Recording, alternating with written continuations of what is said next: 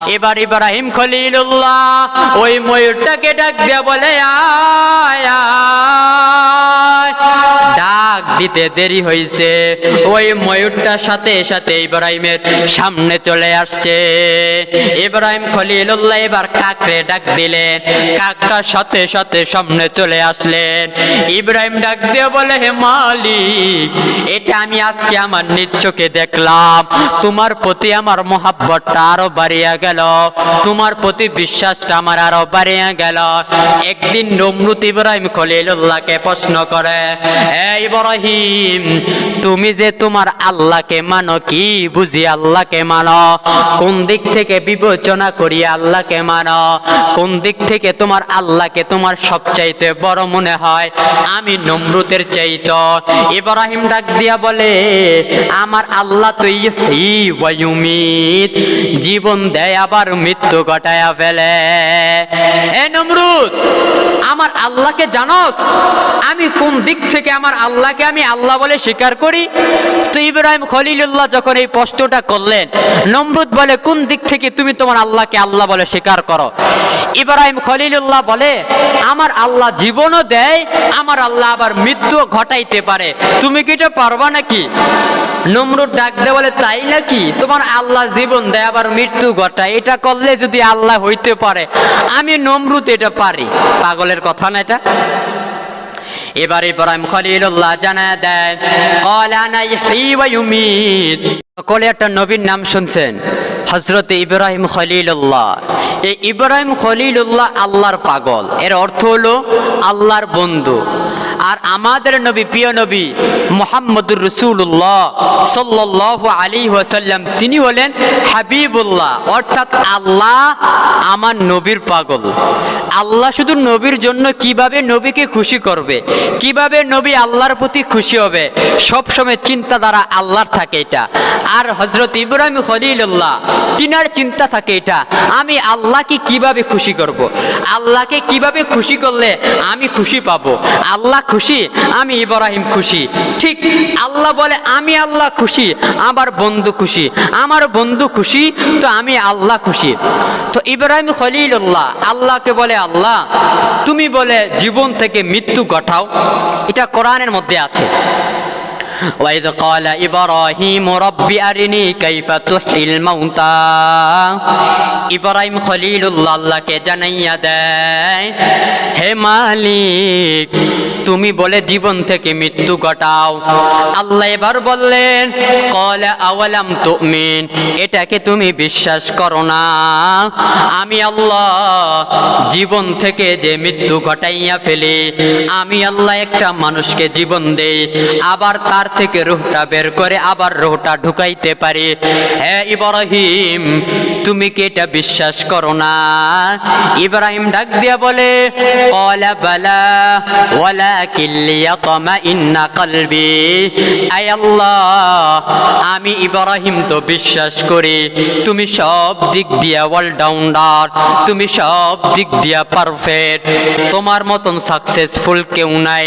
আমি ইব্রাহিম এটা বিশ্বাস করি হে মালিক, কিন্তু মনের প্রশান্তিটাকে একটু শান্তি করার জন্য, মনটাকে একটু সান্ত্বনা দেওয়ার জন্য, এজন্য আমি তোমাকে প্রশ্নটা করলাম।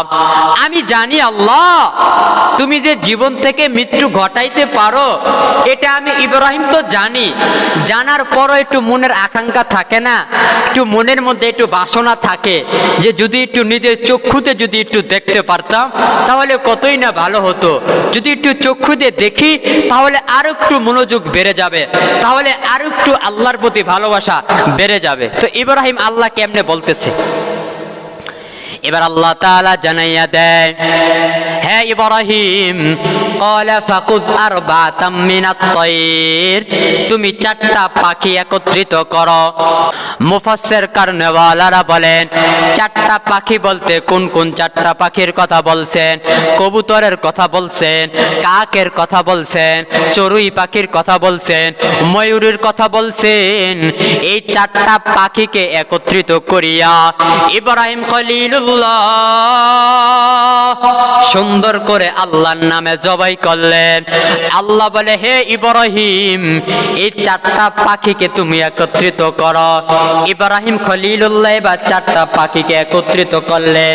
একত্রিত করিয়া আল্লাহ এবার জানাইয়া দেয়, সুম্মা জাল আলা কুল্লি জাবালিম মিনহুন্না জুজআ সুম্মা দউহুন্না ইয়াতিনাকা সাআয়া ওয়া'লাম আন্নাল্লাহা আজিজুন হাকীম। হে ইব্রাহিম, এই 4টা পাখিকে তুমি 4টা পাহাড়ের মধ্যে রাখিয়া দাও।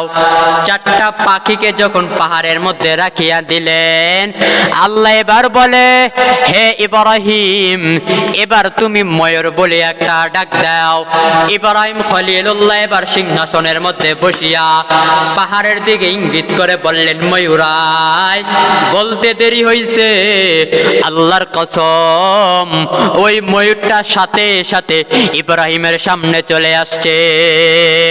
আল্লাহ ডাক দিয়ে বলে, ইব্রাহিম, এবার তুমি চড়ুই পাখিটাকে ডাক দাও।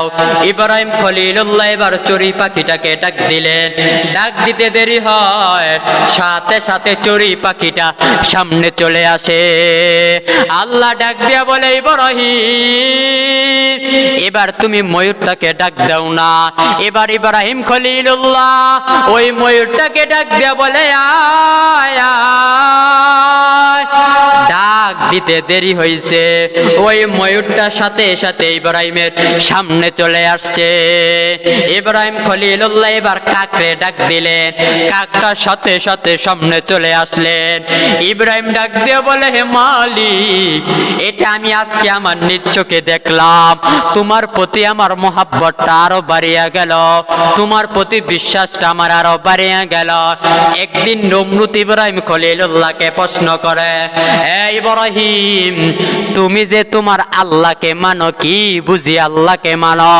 কোন দিক থেকে বিবেচনা করি আল্লাহকে মানো? কোন দিক থেকে তোমার আল্লাহকে তোমার সবচাইতে বড় মনে হয় আমি নমরুদের চাইতো? ইব্রাহিম ডাক দিয়া বলে, আমার আল্লাহ তো ইহয়ী ওয়া ইউমীত, জীবন দেয় আবার মৃত্যু ঘটায়া ফেলে।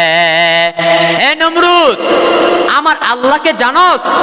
আমি কোন দিক থেকে আমার আল্লাহকে আমি আল্লাহ বলে স্বীকার করি? তো ইব্রাহিম খলিলুল্লাহ যখন এই প্রশ্নটা করলেন, নমরুদ বলে, কোন দিক থেকে তুমি তোমার আল্লাহকে আল্লাহ বলে স্বীকার করো? ইব্রাহিম খলিলুল্লাহ বলে, আমার আল্লাহ জীবনও দেয়, আমার আল্লাহ আবার মৃত্যু ঘটাইতে পারে। তুমি কি এটা পারবা নাকি? নমরুদ ডাক দে বলে, তাই নাকি? তোমার আল্লাহ জীবন দেয় আবার মৃত্যু ঘটায়, এটা করলে যদি আল্লাহ হইতে পারে, আমি নমরুদ এটা পারি। পাগলের কথা না এটা? এবার ইব্রাহিম খলিলুল্লাহ জানায় দেন, ক্বালা আনা ইহয়ী ওয়া ইউমীত। এবার ইব্রাহিম খলিলুল্লাহ বলে, তাহলে আমাকে একটু প্রমাণ সহকারে দেখাইয়া দে। নমরুদ এবার বলে, এর জল্লাদ, 2টা লোকরে কারাগার থেকে আমার সামনে আনো। 2টা লোকরে ইব্রাহিম খলিলুল্লাহর সামনে আনলেন। আনিয়া বলে, ইব্রাহিম, এই 2টা কিন্তু ফাঁসির আসামি। দেখবা আমি কেমন জীবন দেই, আবার কেমনে মৃত্যু ঘটাইয়া ফেলি।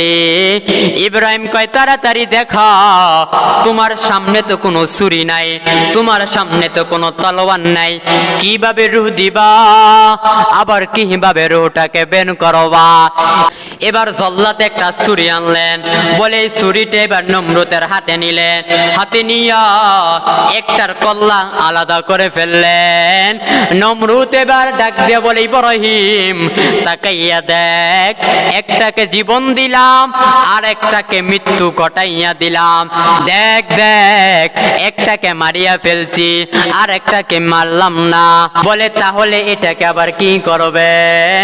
বলে, এটাকে আমি ছাড়িয়া দিলাম, অর্থাৎ একটাকে মারিয়া ফেললাম, আর একটা ফাঁসির আসামি, এটাকে ফাঁসি না দিয়া, এটাকে হত্যা না করিয়া ছাড়িয়া দিলাম। দেখছুন ইব্রাহিম, তোমার আল্লাহ রূহ দিতে পারে, তোমার আল্লাহ আল্লাহও জীবন দিতে পারে, ওই জীবন থেকে আবার মৃত্যু ঘটাইতে পারে। আমি নমরুদও জীবন দিলাম, মৃত্যু ঘটাইয়া ফেললাম। ইব্রাহিম ডাক দিয়া বলে, আরে পাগলের গোষ্ঠী, আমি তো এটার কথা বলি নাই, আমি তোমাকে আরেকটা কথার কথা বলছি। ইব্রাহিম খলিলুল্লাহ মনে মনে ধারণা করতেছে এটা হলো একটা মেন্টাল, এটা হলো একটা পাগল। এই পাগল আমাকে যেমনে যুক্তি খাটাইছে, এই পাগল আমাকে যেমনে দেখাইছে, আমি ইব্রাহিম এটাকেও ঠিক সামনে দেখাবো। এবার ইব্রাহিম খলিলুল্লাহ তিনি জানাইয়া দেয়, এরে নমরুদ, আমার আল্লাহ জীবন দেয়া মৃত্যু ঘটায় এই জায়গার মধ্যে সমাপ্ত নয়। আমার আল্লাহ আরো অনেক কিছু পারে, আমার আল্লাহ আরো অনেক রহস্যময় জীবন ঘটাইতে পারে। নমরুদ ডাক দিয়ে বলে, তাহলে সেটা আবার কি? ক্বালা ইব্রাহিম ফাইন্নাল্লাহা ইয়াতি বিশ-শামসি মিনাল মাশরিকি ফাতি বিহা মিনাল মাগরিবি। আমার আল্লাহ পশ্চিম দিকে সূর্য উঠায়, পূর্ব দিকে সূর্য ডুবাইয়া ফেলে। তুমি পারলে পূর্ব দিকে সূর্য উঠাইয়া দেখ, আর পশ্চিমে পারলে সূর্যটাকে ডুবাইয়া দেখ, দেখি তোমার কিরকম ক্ষমতা আছে। যখন এই কথাটা বলছে, নমরুদ এবার ফাবুহিতাল্লাযী কাফার, হতভম্ব হয়ে গেলেন। হতভম্ব হইয়া ইব্রাহিমকে বলে, তাড়াতাড়ি ওকে আগুনের মধ্যে ফালাইয়া দে। ওই আমার উপরে কথা বলে ফেলছে, ওই আমার উপর বেশি ক্ষমতা দেখাইয়া ফেলছে, তাড়াতাড়ি আগুনে ফালাইয়া দে।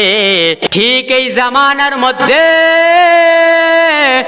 যত কাফের মুশরিক বেদিনরা আছে, যখন কোরআনের বিরুদ্ধে কথা কয়, নবীর বিরুদ্ধে কথা কয়, সাহাবীদের বিরুদ্ধে কথা কয়, আলেম সমাজ যখন প্রতিবাদ করে, বলে তাড়াতাড়ি আলেমটাকে ধর, জেলের মধ্যে ঢুকা, ওই আমাদের বিরুদ্ধে কথা বলছে, এটা সহ্য হয় না।